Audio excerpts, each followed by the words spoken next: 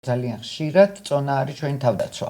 როგორც კი შენ თავდაცვას მოხსნი, ადამიანის ორგანიზმი შეიძლება დაავადებისკენ უბიძგო. ამიტომ მე ვიკვლევ ამ პაციენტს, ვიგებ საიდან შეიძლება იყოს მისი წონის მატება და ძალიან ხშირად მიზეზი არის სტრესი. ჰარმონიზაციის რეცეპტებს ვაკეთებ მხოლოდ. არაფერი არ შეიძლება ავნოს ამ ნემსებმა და აბსურდია სხვაგან მოხვდები წერტილში და უარესი იქნება. ეს არის როგორი ტყვილი, იცი და ამას რო გეტყვიან, იცოდი ეგეთი მითები თუ რა ვიცი არსებობს. საერთოდ არ იცი. აი მაგალითად წელი მტკივა და ამიტომ ანტიდეპრესანტი მაქვს დანიშნული. ხო არის ეგეთი რაღაცები. ძალიან ხშირია.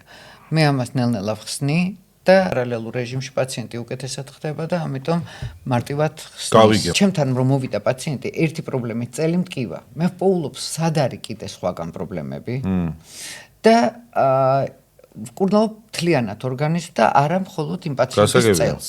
მაგალითად წელის კისრის მალები თქვენ თვითონ რო კონდეთ. მალები არ მაწუხებს კუნთოვანი სისტემა დაძაბული. იქ მალაც ჩართულია. კი, კომპლექსური. აქედან აქამდე არის წარმოიდგინეთ თავი კისერი. თქვენთან რო კონდეთ ჩვევა, რომ ყოველდღიურად ესეთი მასაჟი აკეთოთ. გავაკეთებ რა უნდა. გააკეთეთ, იქ კუნთის დაძაბულობას მოგიხსნით.